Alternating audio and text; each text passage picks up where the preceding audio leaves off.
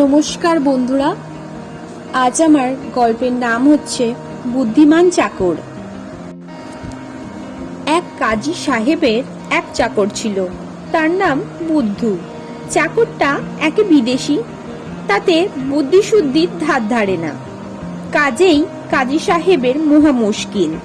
চাকরটা কায়দা কানুন কিছুই জানে না, বাড়িতে লোক আসলে হাঁ করে তাকিয়ে থাকে। একদিন কাজী সাহেব তাকে দুই ধমক দিয়ে বলেন, ফের যদি এরকম বেয়াদবি করেছিস, কাউকে সেলাম না করিস, তবে তোকে আমি দেখে নেব। সকলকে খাতির করবি আর সেলাম বলবি। সেই থেকেই রাস্তায় বেরোলেই যাকে দেখে সকলকেই বুদ্ধু সেলাম করে। ছেলে বুড়ো মানুষ গরু কাউকেই বাদ দেয় না। এক গাধাওয়ালা তার গাধা নিয়ে চলছে, চাকরটা তাকে সেলাম করলো আর গাধাগুলোকেও খুব খাতির করে বলল সেলাম।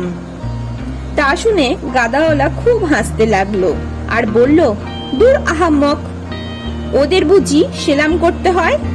ওদের করতে হয় না সেলাম, হেই হেই করে চালাতে হয়।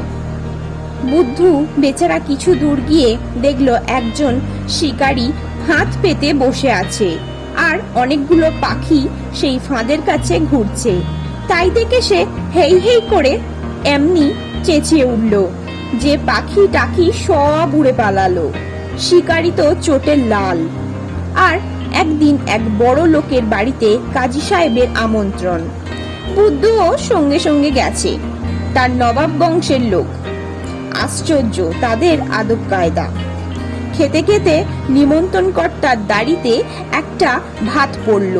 অমনি একজন চাকর যেন গান করছে, এমন ভাবে গুনগুন করে বলতে লাগলো, ফুলের তলে বুলবুল ছানা, তরে উড়িয়ে দে না, উড়িয়ে দে না।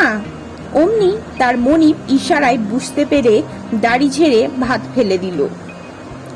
কাজী সাহেব বাড়ি এসে বুদ্ধুকে বলল, দেখলি তো কেমন কায়দা, আমার দাড়িতে যদি খাবার সময় ভাত লাগে, তুইও ঠিক অমন করেই বলবি।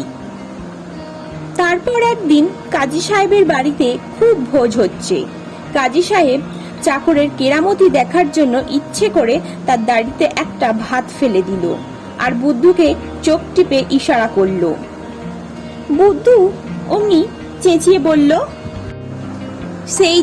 সেই দিন অমুকদের বাড়িতে না কিসের কথা হচ্ছিল, আপনার দাড়িতে তাই হয়েছে, তা না? শুনে সব লোক হো হো করে হেসে উঠল। একদিন মনিব বললেন, দেখ তুই বড় বিশ্রী ভাত রাঁধিস, তুই এখনো ফ্যান গালতে শিখিসনিস। আজ যখন ভাত বানাবি, ভাত সিদ্ধ হলেই আমাকে ডাকিস, আমি দেখিয়ে দেব। আমাকে না দেখিয়ে কিছু করবি না। সেই দিন ভাত সিদ্ধ হতেই চাকর মনিবকে ডাকতে গিয়াছে। দরজার বাইরে থেকে উঁকি মেরে একটা আঙুল দিয়ে ইশারা করে যেই মনিবকে ডাকলো, কাজী সাহেব তখন দরজার দিকে পিছন ফিরে কি যেন লিখছিলেন। তিনি এসব কিছুই জানেন না। চাকরটা ঘন্টাখানেক এইরকম ডেকে শেষটায় হয়রান হয়ে পড়ল।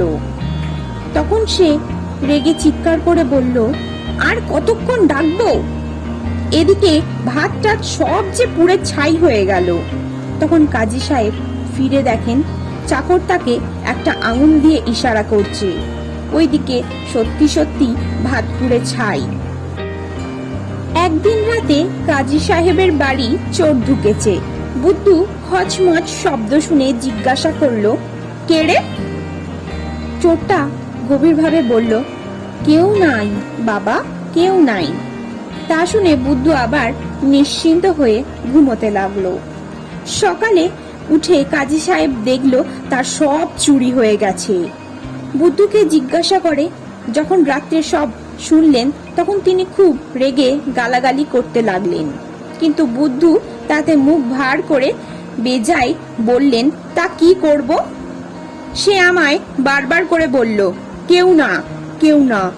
লোকটা তো দেখছি শুধু চোর নয়, বেটা বেজায় মিথ্যেবাদী। একদিন কাজী সাহেব শহরের বাইরে কোথায় যাবেন। যাবার সময় বুদ্ধুকে বলে গেলেন, দেখিস দরজাটার উপর ভালো করে চোখ রাখিস, দরজা ছেড়ে কোথাও যাস না, তাহলে চোর আমার সব নিয়ে যাবে। কাজী সাহেব চলে গেলেন। চাকর বেচারা একটা লাঠি নিয়ে দরজায় পাহারা দিতে লাগলো। একদিন গেল, 2 দিন গেল, তারপরের দিন বুদ্ধু শুনল এক জায়গায় ভারী তামাশা দেখানো হচ্ছে। তাই তো বেচারা আর কি করে, অনেক ভেবে সে করলো কি, বাড়ির দরজাখানা খুলে সেটাকে ঘাড়ে নিয়ে তামাশা দেখাতে লাগলো। এদিকে বাড়িতে চোর ঢুকে যা কাণ্ড করে গেল সে আর কি বলবো।